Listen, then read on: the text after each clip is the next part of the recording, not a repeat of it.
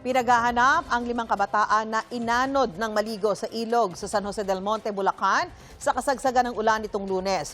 Laging una ka sa balita ni Gabriel Gonzalez, exclusive. Ayaw magpasabaya, malakas yung ba? Sa kasagsagan ng malakas na agos ng tubig sa Marilao River sa San Jose del Monte, Bulacan nitong Lunes, naabutan ng mga tauhan ng barangay Gaya-Gaya ang mga kabataang yan na nasa Pampang. Sinaway sila dahil malakas na ang agos ng ilog na nakataas na sa yellow alert. Kahit anong saway sa inyo, hindi ko nakikinig. Sige!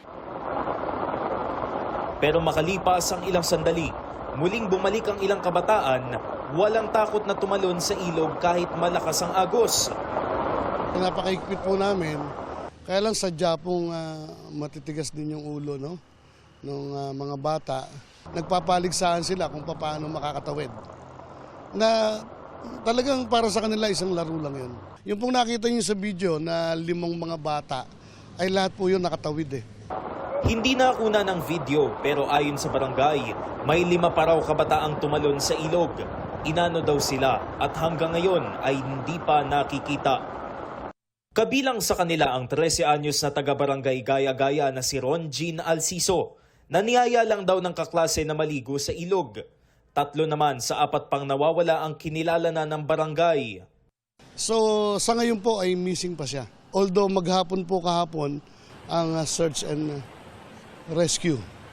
Nakarating po hanggang kabilang bayan ng Bulacan, which is Marilao, pero wala pa ho kaming nakita so far.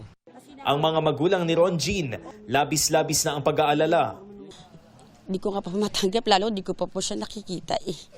Bawat oras na ako lang mag-isa, iisip ko, di ba, bakit nangyari yun? Tsaka, ako na lang po sana kinukuha, wag lang po yung anak.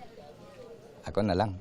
Sa ripra po na ito sa baba ng bakal na tulay dito po sa barangay Gaya-Gaya, pinaniniwala ang tumalon yung isa sa mga biktima. Ayon po sa barangay, ito pong ilog na ito talagang pinaliliguan ng mga residente tuwing normal na araw. Pero kapag bumuhos na po ang malakas na ulan, lubha na po itong mapanganib dahil lumalakas ang ragasan ng tubig at lumalalim po ang ilog. Nananawagan ng barangay at mga kaanak ng mga bata na ipagbigay alam sa kanila kung namataan sila sa Marilao River. Nagpapatuloy naman ang rescue operation sa bahagi ng ilog na sakop na ng Marilao kung saan pinaniniwala ang inanod ang mga biktima.